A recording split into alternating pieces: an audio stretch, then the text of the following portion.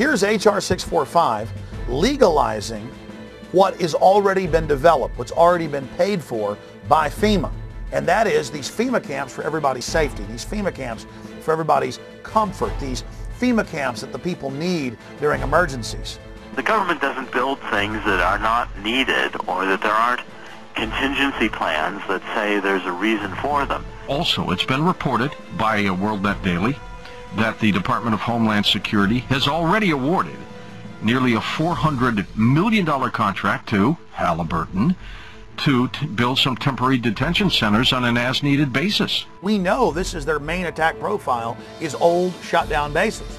And so you go point them out and go, look, the barbed wire's facing in, or look, this is a designated FEMA camp. And they say, well, where are the people? Where are the people in the camp?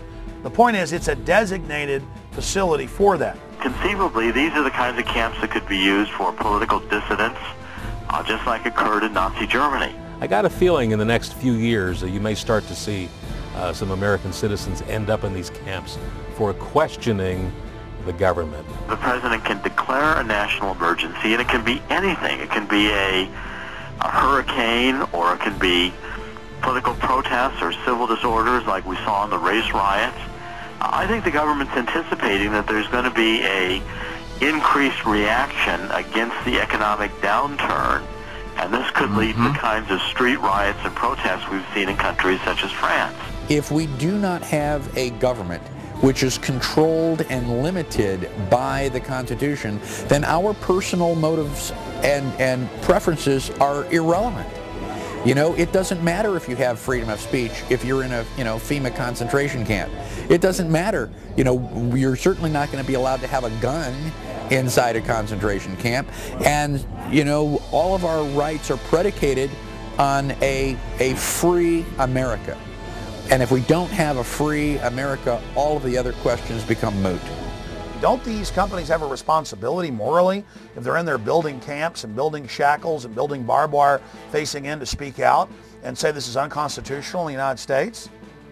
Well, of course they do. But Kellogg Brown and Root was connected to some of the contracting that went on at Camp X-Ray, Guantanamo Bay in Cuba. So this is their business. I talked to the Department of Homeland Security spokespeople, and they affirmed the contract with this KBR, the former Halliburton company, was in place. The Department of Homeland Security was ready to build these contingency as-needed detention centers anywhere in the country in the event of any kind of a national emergency, including natural disasters or, again, riots or protests.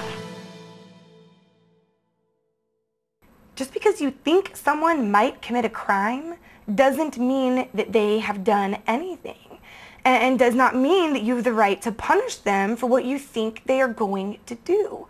In our system of government, you're supposed to be innocent until you are proven guilty, not guilty until you're proven innocent. And so if you can be declared guilty or potentially guilty before you even lift a finger, that is bordering on thought crime. That is bordering on punishing people for pre-crime.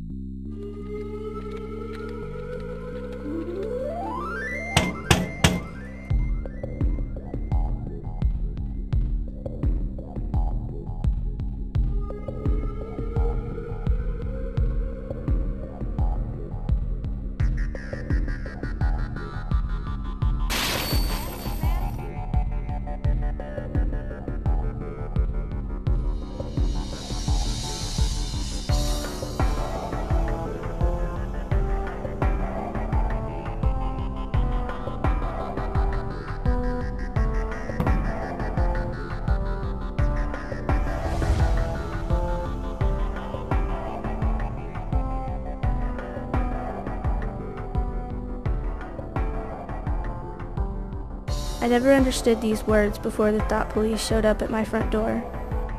Liberty isn't something that we touch or feel or grasp in our hands. You can't taste it or smell it or hear it. It doesn't have a particular shape or size or color. It's intangible, elusive, and in constant need of nurturing, or else it withers and dies on the vines of tyranny. Modern tyranny is a lot more sophisticated than the Hitlerian or Stalin-esque things we've seen in the past. But even in Hitler's day, they knew how to sell it. And they advertised the camps as, hey, look, people don't like you here in the Warsaw Ghetto. You're not allowed to have jobs. You're not allowed to work. Get on the trains. We're coming to take you to a safer place where you're going to be able to work and be amongst your own people. They put them on trains, took them to the camps, killed the old and infirm, worked the other people to death. And they advertised, hey, we're going to delouse you, going to give you a shower, march right in here.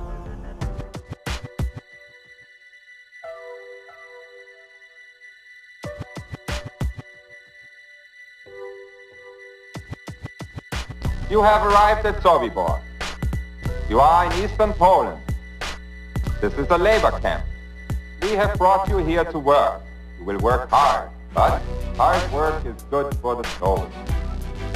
So in reality, we are your benefactors. You will be housed, you will be fed. All we ask is your cooperation. If you do your job, you will have nothing to fear. You will be given postcards. Write to your relatives, friends, to tell them that you have arrived here safely. We will mail them for you. Unfortunately, there have been reports that typhus has broken out at several labor camps. We do not want typhus at Sobibor. Therefore, first you will be taken to the shower facility, where you will each have a hot shower. Naturally, men and women will shower separately. Women will have their hair cut short before they shower. While you are showering, your clothing will be disinfected.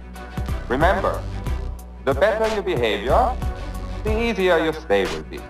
As they roll this system out, this total federalization out, they're selling it as if the FEMA camp is a place that the disadvantaged and the poor and the illegal aliens, as the economy collapses, will need to come, will need to stay.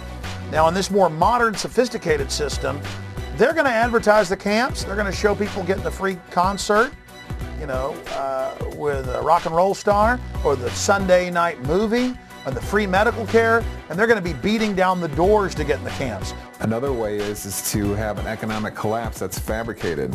Okay, you cut lending from banks. Nobody has any money anymore. The economy tanks. Okay, then you've got massive people homeless everywhere. Then there's a problem. Economic collapse. The reaction is people get desperate and need a home.